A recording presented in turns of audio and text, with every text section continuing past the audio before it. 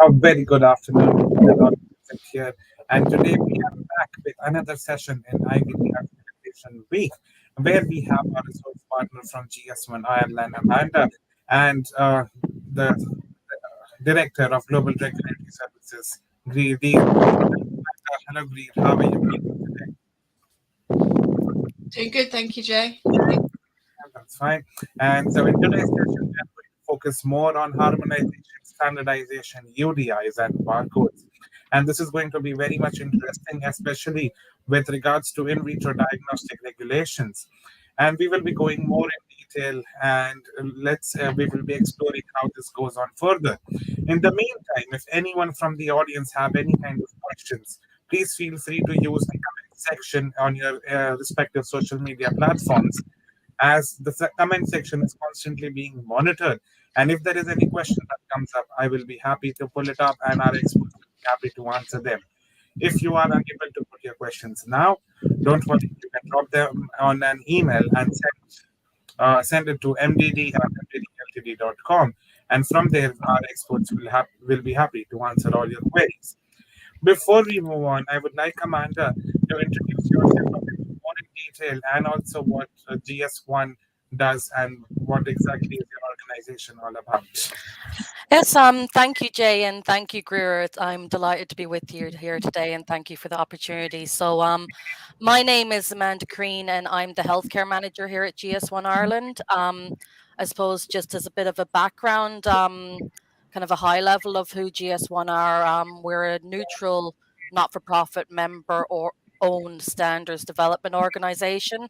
So GS1 Ireland is just one of many member organizations across the globe. So there's over 100 and more than 2,000 employees providing support to users on how to implement the supply chain standards. And I can go into more detail later, but at a high level, we're best known for providing that system of unique numbers and data carriers to enable that identify, capture, and share for products and assets, locations, and services. So I'll hand back to you, Jay, and I can cover more detail later on, a bit more about the standards themselves. Thank you so much, Amanda, for introducing yourself in quite a brief time, I would say. And Grave, would you be able to highlight exactly about Meridia and GRS? Yeah, so GRS, Global Regulatory Services, is the parent company, based in England, UK.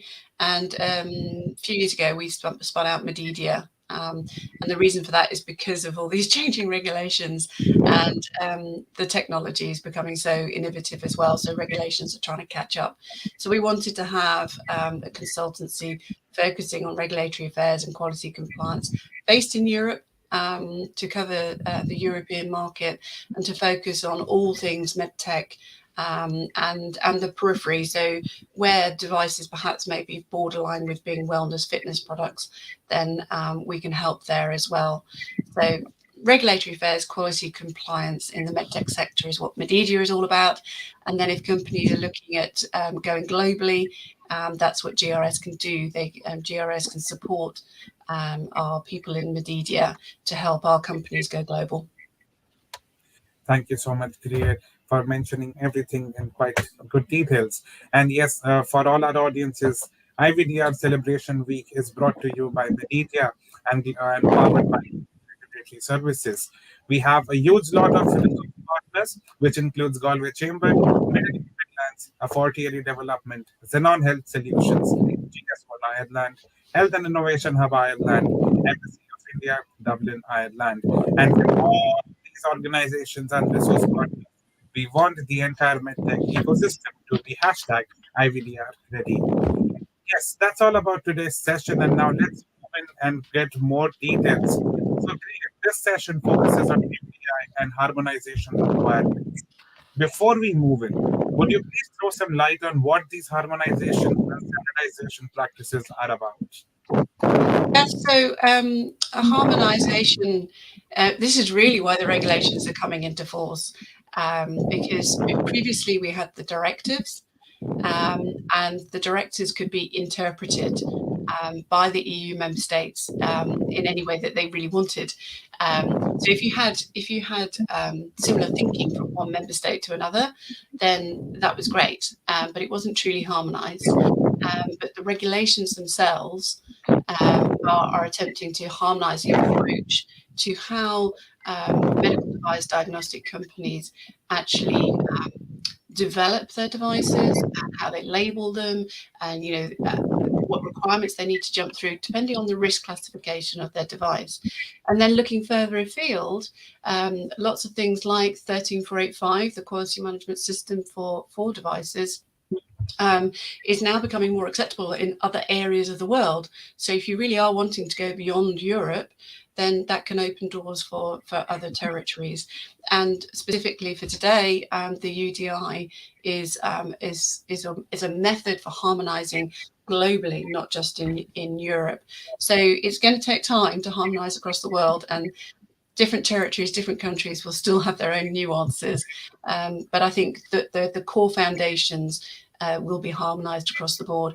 And we have international standards and guidance to help as well. And how does UDI fit in this entire process? Yes. So UDI, I think really has come about, basically it's a unique device identification system. And in layman's terms, is a way of tracing the components of devices. Unlike pharmaceuticals, devices are made up of many different components, and they could come from anywhere. So it's tracing all of that, its history, but also it means that the whole UDI system is, like I said, it's about traceability, tracking everything, but also it will help with the post-market surveillance side of it. And we all know about falsified devices, so it's going to help with that. So when you have your UDI barcode on your device, it's a very quick way for someone to recognise straight away what it is, and it has the basic information of the device, of the legal manufacturer, and it's all on the EUDAMED database, which, if you're in the industry, you will know has been a real challenge to activate, and it's been coming out in steps. So UDI is very much part of this harmonisation, so that people understand the labelling and the traceability of the devices across the board. No, and just to add to that, Greer, I think there are some really important points there just around that kind of UDI being that common system for product identification and eliminating those differences between jurisdictions. And, this brings additional benefits, as you said, to the manufacturers and the users and the regulatory authorities, and most importantly, the patients. And as you said, presenting that information in a standard format makes the distribution and the use of these products a lot more secure. And I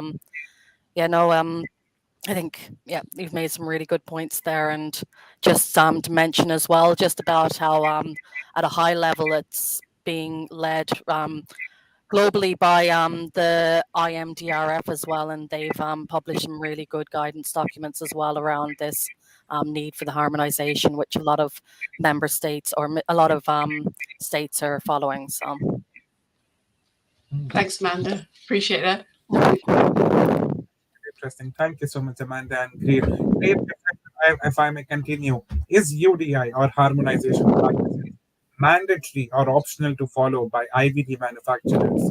Are there any legal obligations? Okay, so it is mandatory. The IVDR actually calls out UDI specifically in the regulation, and you'll see it cited in Article 24. That's my geeky bit. So if you want a bit of bedtime reading, pull out the IVD regulation and have a look at Article 24. So it is mandatory, but apart from that, there are other standards as well that come into this that will help support you in going through this process. So you've got the regulation, which is the overriding, provides the overriding requirements. But then you've got things like the international standard of 18113, And that's information to be supplied by the manufacturer. So basically the labeling. So where does your UDI fit in there? And then we've got the standard ISO 15223, which has symbols that you can put on your labeling. And relatively recently, they've created a UDI symbol. I believe, and I'm going to check with Amanda here, that I'm not sure that that's mandatory yet. It's more voluntary to put the UDI symbol on.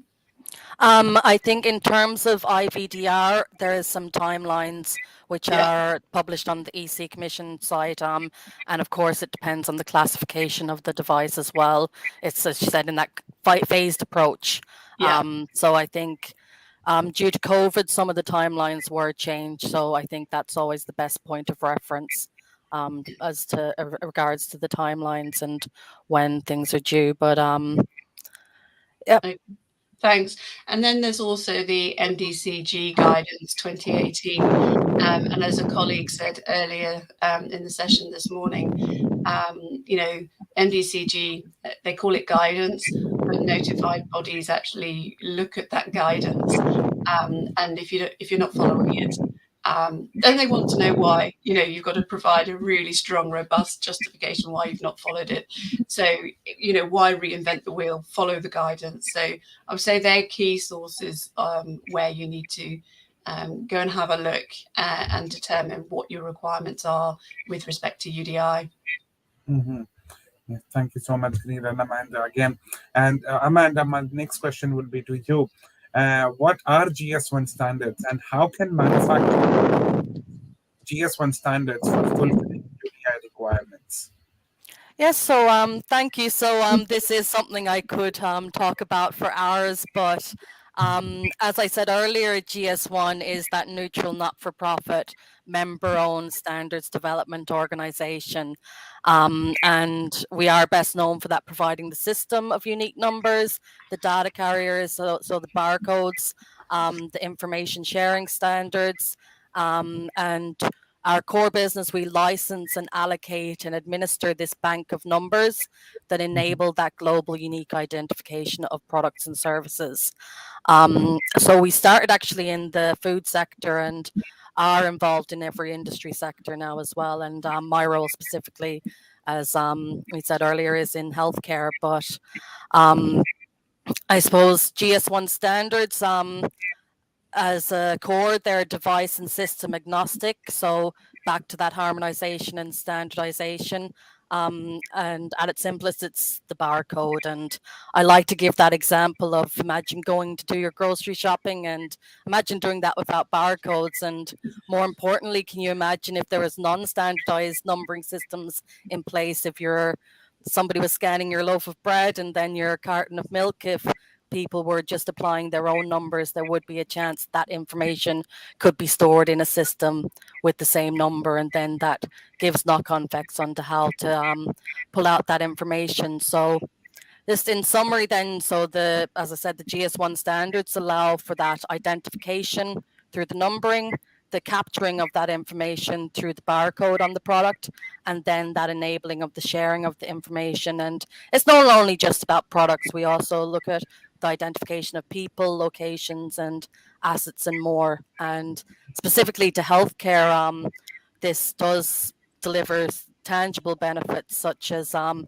you alluded to this earlier, Greer, the effective product recalls, and inventory and payment management. I can talk a little bit about the Scan for Safety initiative later on, if you like. And most importantly, at the core of this really is about improving patient safety. And then just more specifically to UDI and how GS1 standards can be utilized by manufacturers to fulfill the requirements. So in a nutshell, there's basically three elements to UDI. So it's the identification of your device with that UDI number. There's the placing of that UDI data onto the label or the package in a barcode and in the human readable format, and then the submission of that data into the regulated database.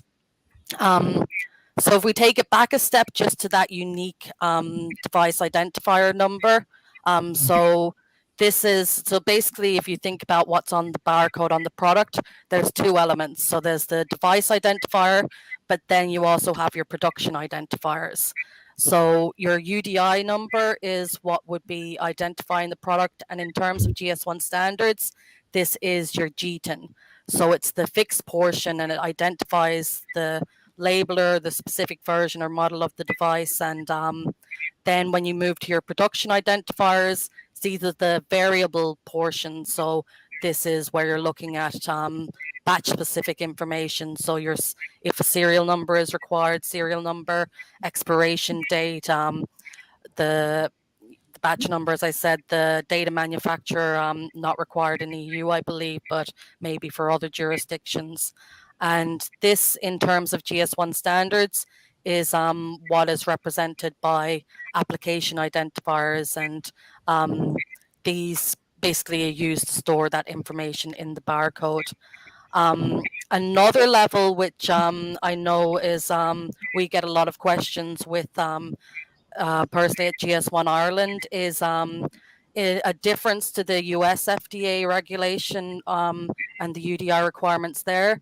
The EU regulations do require a new sort of grouping identifier called basic UDI. And this allows for that grouping of medical devices, maybe with similar features in the EUDAMED database. And this is assigned outside of the supply chain. It's independent of the packaging. It's never going to be seen on the barcode. But again, this can be assigned under the GS1 system using the global model number standard. And of course, I know I try my best not to use too many acronyms, but if anybody does require any information on all of that, we are here to help and provide clarification. So just to kind of summarize those three core steps. So assign your globally unique standardized identifier, so your UDI, work out as per the regulations what you need to put then in terms of your production identifiers. These go in your and I can talk a little bit more about the data carriers compared to say the 2D data carriers versus the linear data carriers. But they place that then on the package or label and then submit the required data to the database. And I know you alluded to it as well, Greer, that the submission of the data to EUDAMED is still work in progress. And obviously the UDI piece is only a small part of that. So I suppose the important message I would say is, we are here to help anybody who does need some information on UDI, and just to kind of demystify what might seem like a dark art. It's not. I promise. Thank you so much, Amanda. And again, with regards to the next question is going to revolve around Greer. Where can companies more assistance for UDI? There is definitely GS1, in Ireland, but where else can they look out for advice? Yeah, so obviously GS1, so which is great to have companies like that with such expertise. But UDI can't be done in isolation to the rest of the compliance requirements. So obviously, it would be great if companies consulted with regulatory and compliance consultancies like Medidia and or global regulatory services. But also, if you're having to engage with the notified body, they are really, really good and very supportive. There's lots of information from them, a number of training courses that they provide, some free webinars as well. So, I would be in conversation with your notified body, as in addition to all the other expertise that's around you. But like I said, you can't work on this in silo. You have to think about how it fits in with all your other labeling requirements and all your other obligations. So you need to plan this out, discuss internally, plan it out, seek external expertise through consultants, through GS1, and then put together your strategy. EUDAMED is a whole different ball game. Like Amanda said, UDI is just part of it. and there are people that specialize just in UDAMED. It's become a job in itself. So, we can support that as well. But if you want a very dedicated, focused expert, then there are experts out there. And again, talk to your notified body. They're very, very supportive. Okay, thank you so much, Greer, about this information. Amanda, from where can a company begin with barcoding? How should they start the process? Yes, so I suppose the first step is to have your assignment from the GS1, if you're using the GS1 system of standards to comply with UDI, is to have your GTINs for your unique device identifier. And a part of that would be, in terms of GS1, you're required to get a GS1 global company prefixed, and this requires becoming a member of a GS1 member organization. So that again depends, of course, on where your company is based, and there is an annual license fee for this prefix as well. But this then is unique to your company and is a key part of every kind of identifier that your company creates. So within GS1 Ireland, when you get your GS1 company prefix, then we have a member portal which has a range of tools and services where you can manage your product information and easily assign these numbers. I think packaging providers as well play a really core role as well in incorporating the information into your product barcode. So, where there's the dynamic production identifiers required, that you really engage early with your packaging provider to make sure they're able to comply to the standard, because there can be knock-on effects down the supply chain if your barcodes won't scan, basically. So that's really important to engage on that early. Then back to just membership of GS1, we do have access to educational webinars, and we do provide additional training and advisory services where necessary, such as specific in-company training. And then around the actual verification of the barcode on the device or on the packaging, we do provide barcode verification services. But again, it depends on your packaging provider, your scale of your company, and what works best for you. But they're just a flavor of some of what we can provide to help. And I think it's really important just to mention, I did touch on it earlier, but there are different types of barcode symbols. So I suppose if you're unfamiliar with these, an example that you would see every day is that linear barcode, which is scanned at the checkout when you're doing shopping. But these only require, or these only contain the GTIN. They're not intelligent barcodes, which contains the batch, lot, batch or lot expiry, the other information if serialization was required. So generally for healthcare, it's the GS1 data matrix, which is that 2D barcode. It's really becoming the barcode of choice, and there's various reasons for that. I suppose that it captures the largest amount of information where there's limited space on the packaging. I know that's something that's really important for companies, outside of other requirements, like from even a marketing point of view. Space is a premium on packaging, and it also has different kind of sophisticated kind of qualities, where that if a part of the barcode is damaged, that it will still scan. So that's just a really important consideration, is the symbology, and something to consider early. And I think, Amanda, I'm just going to interject there, is that what you were saying is about size of where you can apply code is particularly relevant with many diagnostics, because there's such limited space on where you can put this information. So you're talking about the choices you have. In a way, many diagnostic companies don't have a choice because of the size of where they need to place that information.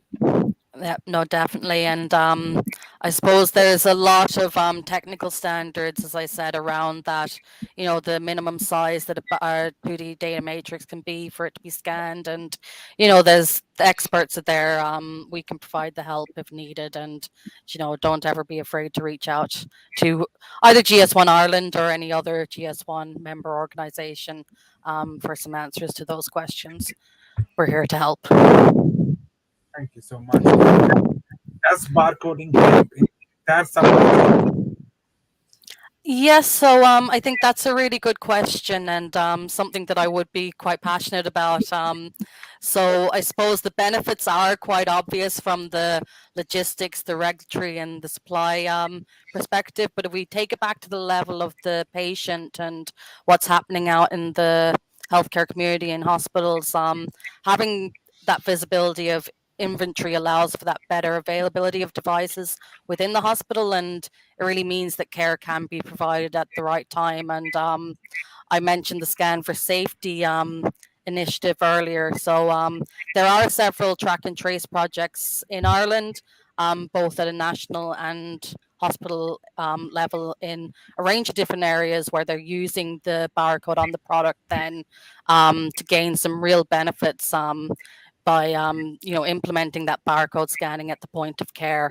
And yeah, we are seeing more and more hospitals looking towards implementing Scan for Safety in theatres and other clinical areas. And if anybody is interested, I'd invite them to look at our website and look at the case studies. There's some really interesting reads. So, for instance, one such implementation would be in Tala University Hospital.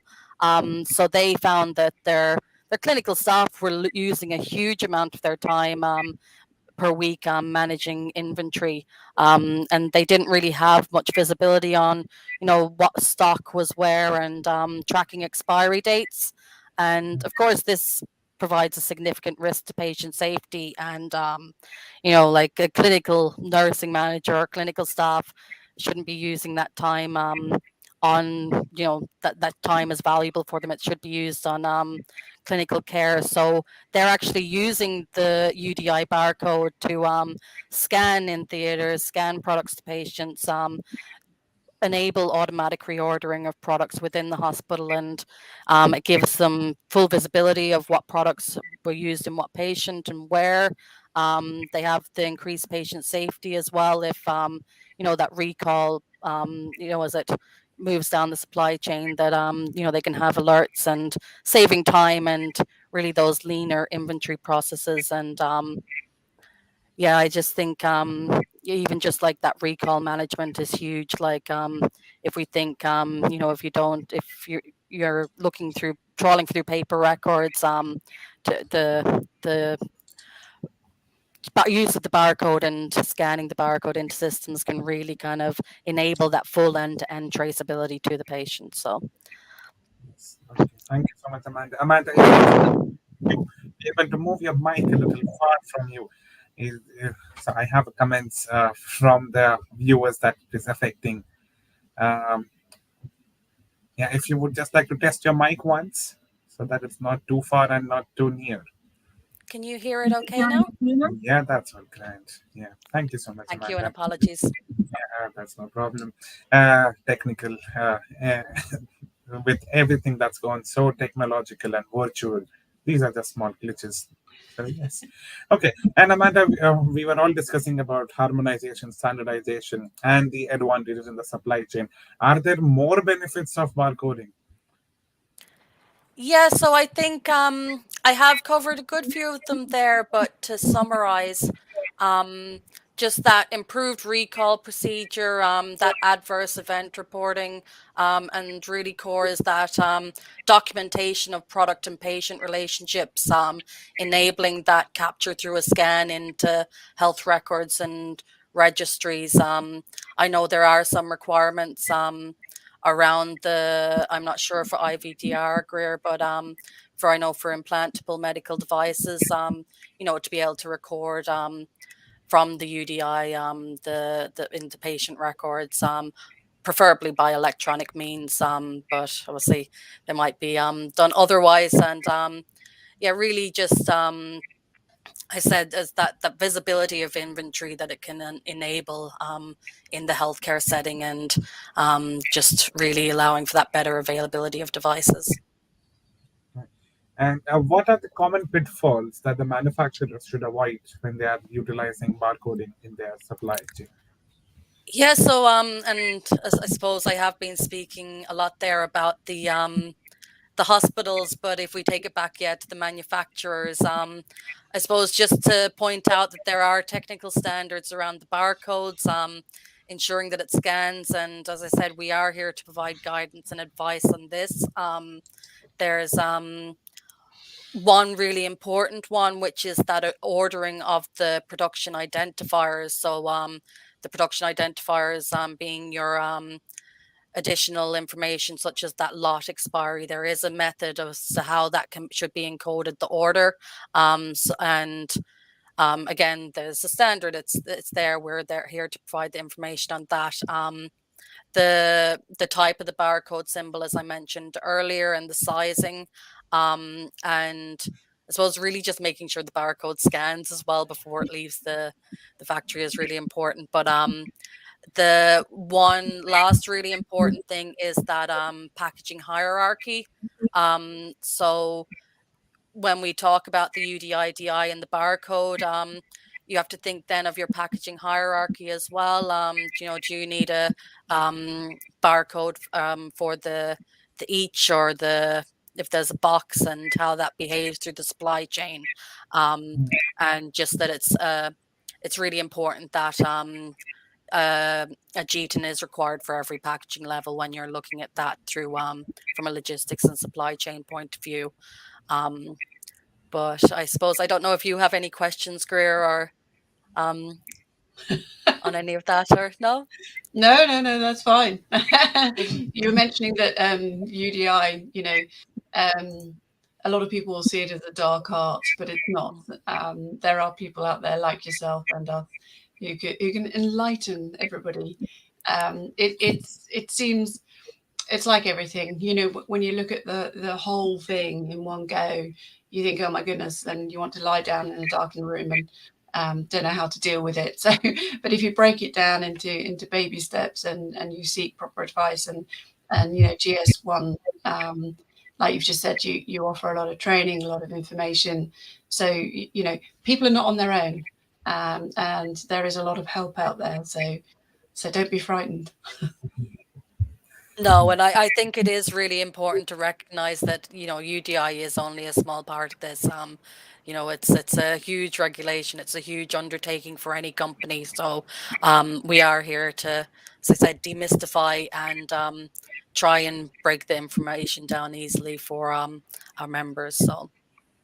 Yeah, and I think it's going to be even tougher for the diagnostic industry because, with the new IVD regulation, the date of application being the 26th of May this year, it's a huge culture shift for them, because before they had a relatively light regulatory touch, in that so many diagnostics was self-declaration, whereas now most of them, or a huge proportion, are going to be up classified, and therefore they need to engage with notified bodies. So there's going to be more oversight of what's going on in the diagnostic sector, and the UDI part of it is part of that whole system of compliance. So don't think that if you're complying just with UDI, it doesn't mean that you're compliant with everything else. It all sort of slots in one giant jigsaw puzzle. Yes, and maybe since this is going to be a very big regulatory change for a huge number of the medtech ecosystem, so definitely that is the reason we have organized this IVDR Celebration Week, and we are helping these diagnostic companies be IVDR ready. And while moving on with the next question, Greer, I would like to ask you is what are the different practices that a manufacturer should keep in mind while they are progressing with harmonization and standardization? I think with the diagnostic companies, they're going to have to go back. If you're already on the market, you need to revisit your diagnostics and you need to plan. So you need to revisit, have internal meetings, obtain expertise if you don't have that expertise in-house.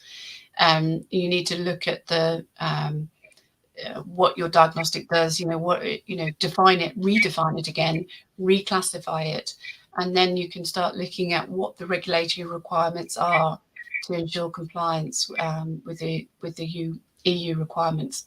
So, like I just said, it's a big jigsaw puzzle. So it's worth taking time and effort to plan your approach to all of this.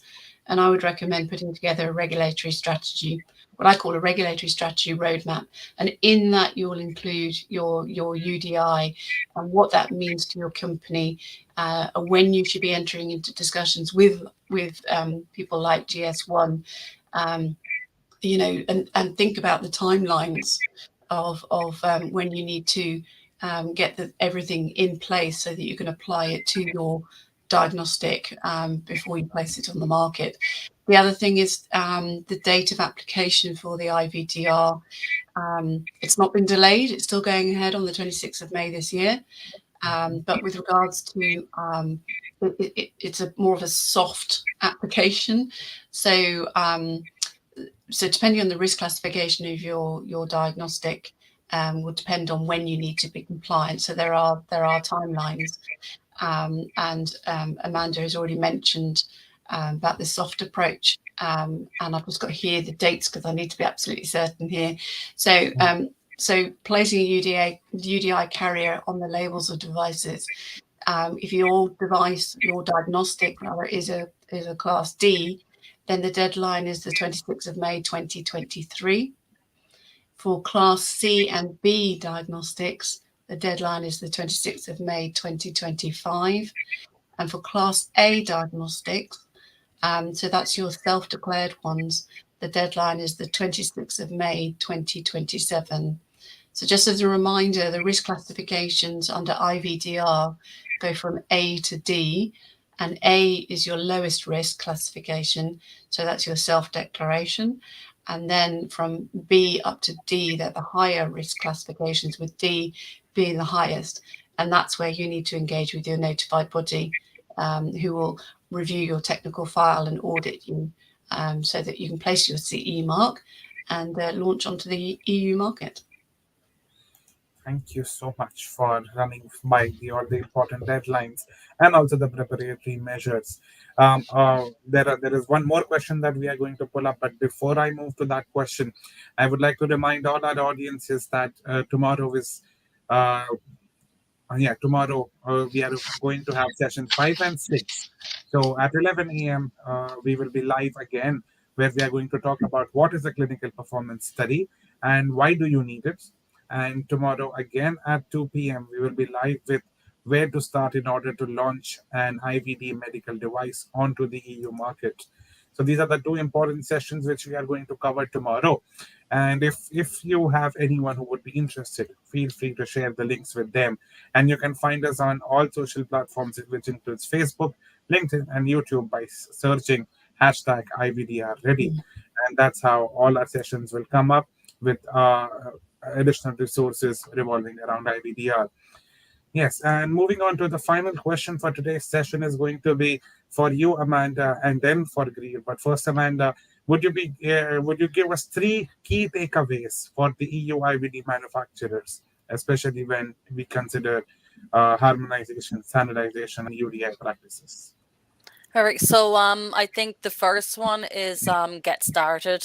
So as we've said, the regulation is huge, and this is a small but very important part. And we are here to help and provide guidance if required, and engage with your packaging providers as well on the technical aspects of placing that barcode on your packaging as well.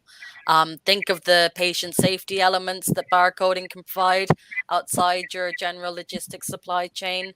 And then I suppose finally, if anyone needs any further information or assistance, you can always contact us. So our email address is healthcare@gs1ie.org. And I think our website is on the screen there as well. So gs1ie.org. So Thank you. Thank you so much, Amanda. Thank you once again. And Greer, the same question will be for you. Would you give 3 key takeaways for EU IVD manufacturers? Okay, so I'm going to give you the 3 Ds today. And that's not Deals, which is my surname. The first one is discuss, and basically that's what Amanda said, get started now. You need to be discussing all of this internally and working as a team. So you need to discuss what you need to do, identifying or reclassifying your device maybe, and what the impact that is on your business, and, the compliance requirements with UDI. I said about discussing, so defining is the next one. So that's defining the device. So you get the right risk classification, you understand the requirements. And then you from that, you can determine the pathway. And, at what point, where do you need to factor in your UDI? What information do you need to put in there and engage with people like Amanda at GS1 to get the information, to plan your strategy, your approach to how you're going to actually commercialize your diagnostic, and so that you're fully compliant and ready for the market by the deadlines that I indicated earlier. Okay, thank you so much, Greer. And I'm sure this time again, the manufacturers took out their pens, had their paper ready, and made notes out of this session. Before we close this session, would Amanda or Greer like to add any concluding comments? No, apart from, you're not alone. I'm just going to reiterate that, IVD companies, entrepreneurs, you're not alone. There's a lot of support out there. And please, look at that support as an investment in your company, an investment in your diagnostics, which are going to be there for the benefit of healthcare systems and patients, certainly in Europe and hopefully around the world. No, and I'd reiterate that point as well. And I think just to really a key word is that GS1 are here to demystify and really make things easier. That barcoding isn't a dark art, and we're here to help basically. So that's the 4th D, demystify. Yeah. Thanks, Amanda. Okay, thank you so much, Amanda and Greer, for taking time out from your busy schedules, especially when IVD is coming in. And to all our audiences, thank you once again for joining us on so many different platforms. Again, a reminder, if you have any questions related to IVD regulations that are coming in place, feel free to drop them at mdd@mddltd.com. And we, or our resource partners, we are here to help you demystify all their doubts and queries regarding these regulations. Not to forget, tomorrow we are coming live again at 11 and at 2 p.m. talking about clinical performance study and then from where to start to launch your IVD medical device onto the EU market. Well, that's all about it in today's session. And yes, stay tuned with us and keep tweeting with hashtag IVDRready. And yeah, that's all about it. So have a very good evening and see you again tomorrow at 11 a.m. Thank you, Amanda. Thank you, Greer. And thank you to our lovely audiences. Thank you.